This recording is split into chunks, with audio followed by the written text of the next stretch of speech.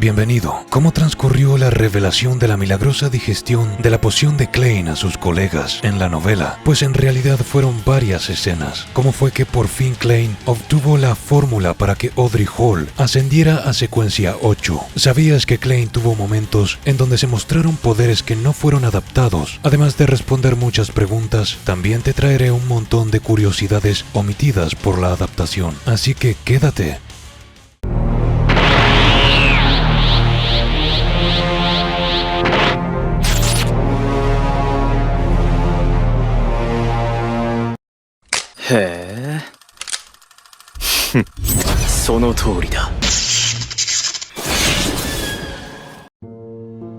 Los capítulos analizados aquí hoy van desde el 152 hasta el 155 inclusive. Sobre el capítulo 152 de la novela, quiero comenzar destacando que Klein efectivamente llevó a cabo un experimento para determinar la funcionalidad de una invocación a sí mismo basado en los principios de Dali Simone, los cuales le enseñó y de los cuales hablamos en un video anterior. Este de aquí para ser más precisos. Tras adivinar en el reino de la niebla que semejante acto no supondría peligro alguno para sí mismo, llevó a cabo la invocación con su ritual y su rezo desde el mundo real, y luego retornó al reino de la niebla gris para cumplir su propia petición. Las peticiones se manifiestan a través del símbolo del sendero de El Loco, que se encuentra detrás de su asiento. Como ya saben, detrás del asiento de cada miembro del tarot se manifiesta el símbolo correspondiente al sendero al cual pertenecen. El símbolo de Klein brillaba con fuerza y las propias palabras de la petición reverberan en el aire. Él siente a un nivel instintivo qué es lo que tiene que hacer y cómo es su relación para con el reino de la niebla gris, aumentando progresivamente su control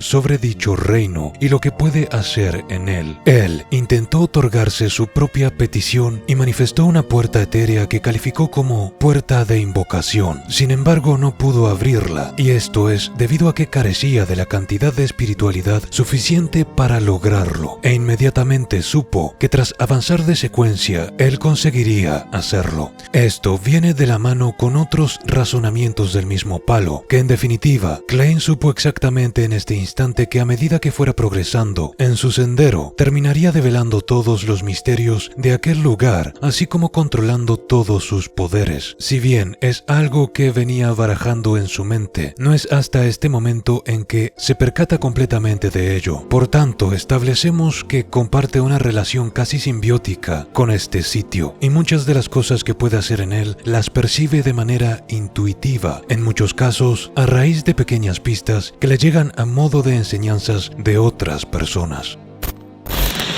En otro momento destacable en que el capitán vuelve a invadir sus sueños, Klein se percató de que estaba soñando porque despertó en un lugar en el que sabía que no se había quedado dormido. Sin embargo, es menester insistir en que tiene una capacidad inherente para percatarse de que está soñando. Es básicamente un soñador lúcido siempre. En esta ocasión, el capitán simplemente entró a su casa y se sentó frente a él en un sofá contrario. Lo miraba con ojos pensativos y esta actividad silenciosa se prolongó por mucho tiempo. Klein no quería darle a entender que él estaba consciente de que aquello era un sueño y simplemente se remitió a leer el diario, limpiar la casa, etc. Tanto fue así que sentía que había quedado exhausto en su propio sueño. ¿Y por qué Klein no dijo nada? Y esta actitud de parte del capitán no le perturbó profundamente. Pues para aquellos que han prestado atención a los últimos videos, la respuesta es obvia. Dado que Klein le habló al capitán sobre los principios del método de actuación, este último está poniendo en práctica el significado del nombre de su sendero, entrando a sus sueños para conseguir terminar de digerir la poción de su secuencia actual. Klein hábilmente comprendió esto, por lo que simplemente escogió seguir pretendiendo que no estaba en un sueño lúcido, a pesar de la incomodidad que sí le estaba causando.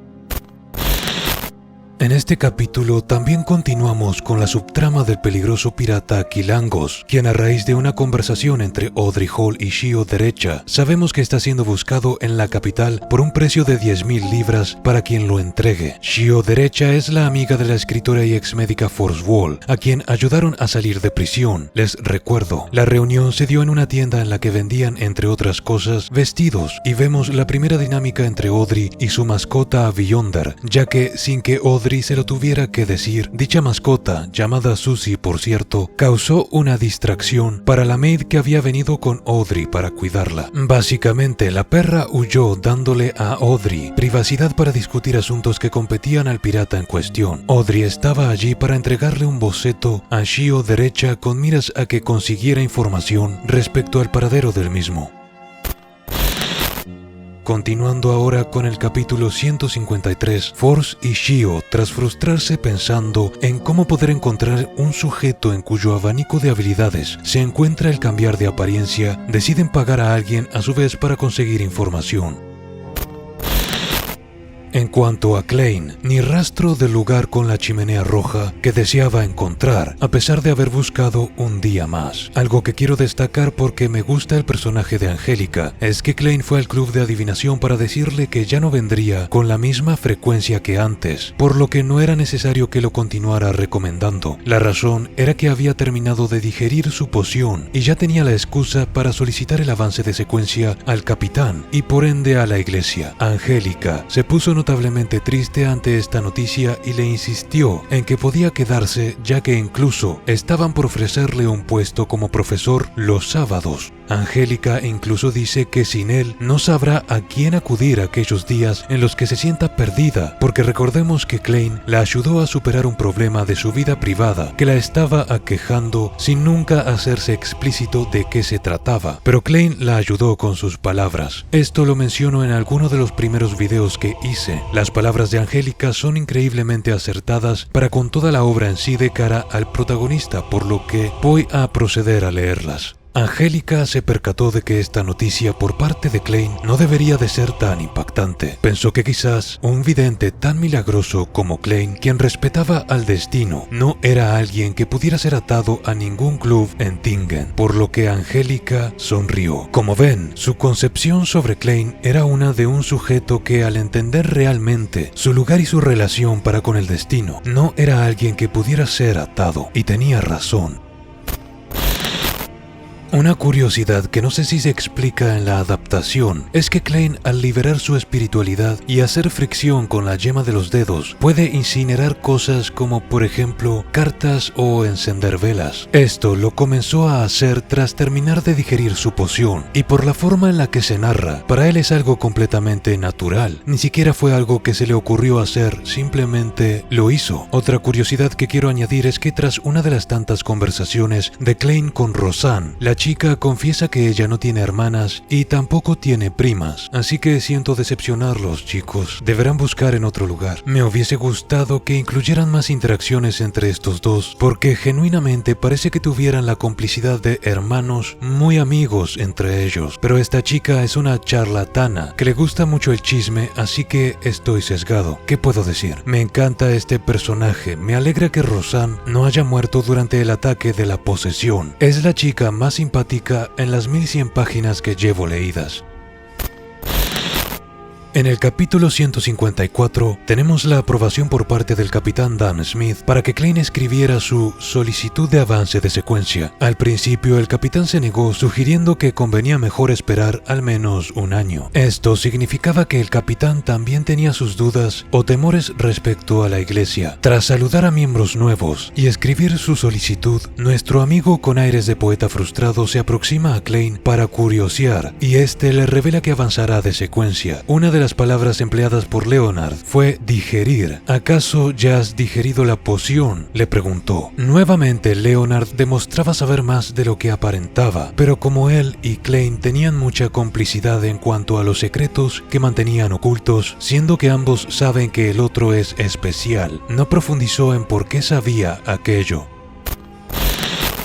Aquí tenemos una escena que en la adaptación sucedió diferente. Leonard le dice que comparta el principio de método de actuación con el resto de Nighthawks que estaban allí presentes. Como sabemos, una vez la iglesia te impide hablar al respecto, no podrás hacerlo. Todos se sorprendieron mucho ante el avance de Klein. El viejo Neil no estaba presente en la escena y la misma sucedió inmediatamente después de que Klein escribiera su solicitud y antes de mandarla, por lo que todavía faltaban unos cuantos días para que viniera un examinador de la iglesia. Cicatrón, esta mujer de aquí, quien recordarán escribe novelas por hobby que no son exitosas, es la más entusiasmada al grado en que rompe completamente con su aura calmada y elegante, y se pone de pie para hablar con Klein y hacer muchas preguntas. Hasta a la propia Royal Raideen le tembló el labio inferior y abrió sus ojos por completo cuando Klein le dijo que fuera a hablar con los otros, a quienes él reveló el método de actuación. Klein habló con ella por separado porque le tocaba relevarla de su guardia en la puerta de Chanis.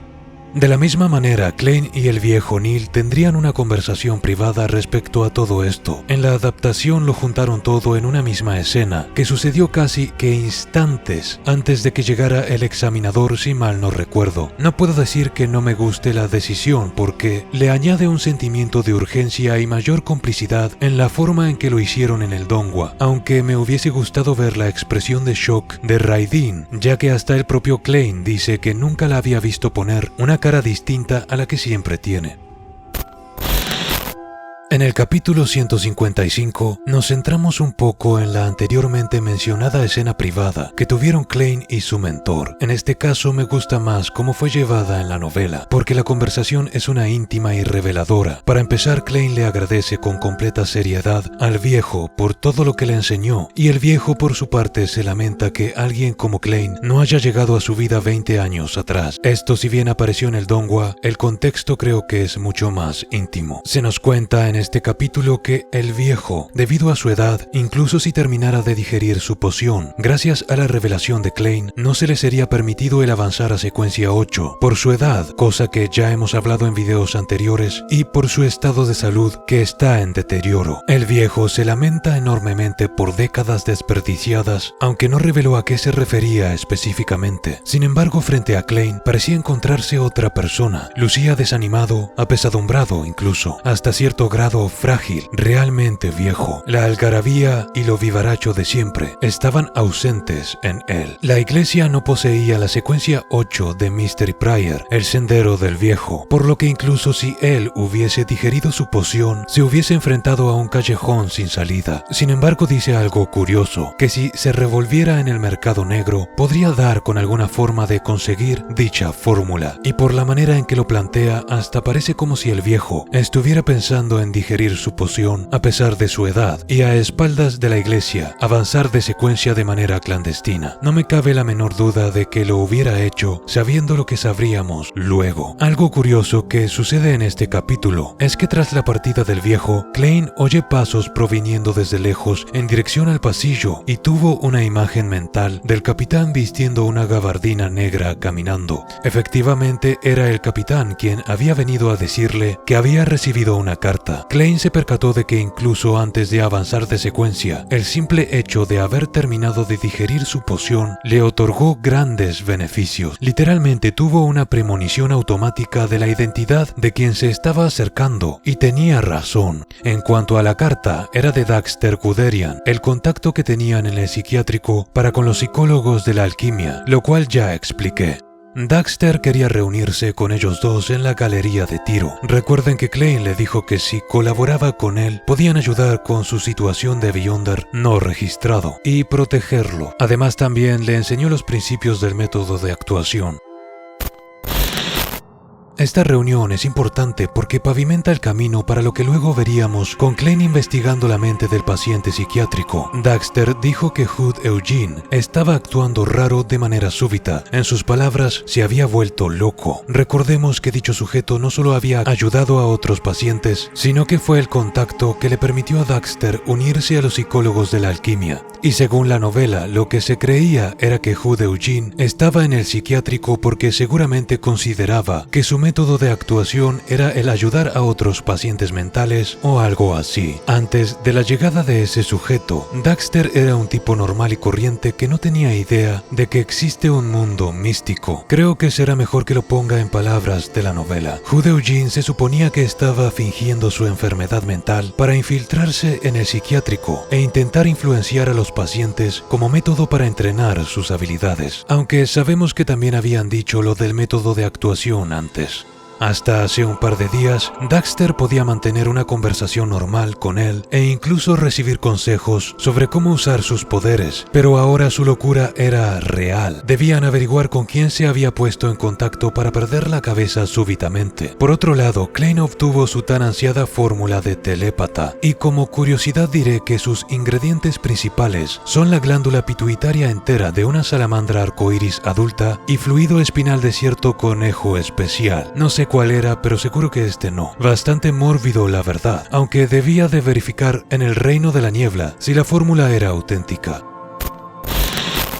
Es importante destacar que Klein se encontró con el tipo en una partición privada dentro del club de tiro mientras que el capitán esperaba fuera de la puerta, y luego Klein le contó todo lo que había pasado, aunque no era ningún secreto porque los tres estaban trabajando juntos. Al final lo importante es que el capitán pondría gente para vigilar el psiquiátrico ante este giro de eventos tan peculiar, y le dijo a Klein que gracias a haber obtenido una nueva fórmula que se añadiría a las que posee la iglesia, ya contaba con los méritos suficientes para que le entregaran los ingredientes para la poción inmediatamente después de haber sido examinado, con lo cual prácticamente su avance de secuencia estaba casi conseguido.